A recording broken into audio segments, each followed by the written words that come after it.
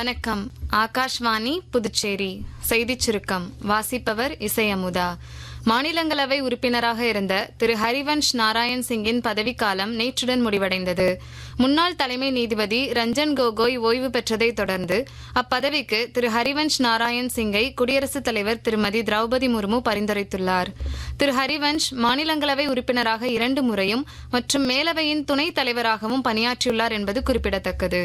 அரசுமுறை பயணமாக அமெரிக்கா சென்றுள்ள வெளியுறவு செயலர் திரு விக்ரம் மிஸ்ரி அமெரிக்க பொருளாதார விவகாரங்கள் செயலர் திரு ஜேக்கப் எஸ் ஹெல்பர்க் சந்தித்து பேசினார்.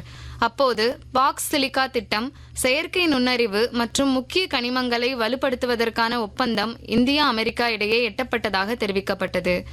4 நாள் பயணமாக பூட்டான் நாட்டிற்கு சென்றுள்ள மத்திய மின்துறை அமைச்சர் திரு மனோகர் லால் பூட்டான் மன்னர் திரு ஜிக்மே கேசரை சந்தித்தார். இரு நாடுகளுக்கும் இடையிலான உறவுகளை வலுப்படுத்துவதில் பூட்டான் மன்னர் அளிக்கும் முக்கியத்துவத்திற்கு அமைச்சர் பாராட்டு தெரிவித்துள்ளார். இன்று அங்கு நடைபெறும் 1200 மெகாவாட் திறன் கொண்ட புனாட் சாங்சு நீர்மின் திட்ட அணையின் கட்டுமான விழாவில் அமைச்சர் திரு மனோகர் லால் கலந்து கொள்கிறார்.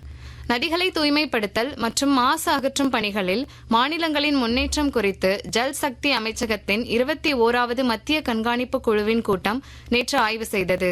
மேலும் கழிவுநீர் சுத்திகரிப்பு உள்ளிட்ட பல்வேறு செயல்பாடுகள் குறித்தும் இக்குழு ஆய்வு மேற்கொண்டது. கடலோர பகுதிகளில் தூய்மை பணிகள் குறித்த செயல் திட்டங்களை சமர்ப்பித்தல் மற்றும் நதி மறுசீரமைப்பில் குழுக்களின் செயல்பாடு ஆகியவை ஆய்வு செய்யப்பட்டன.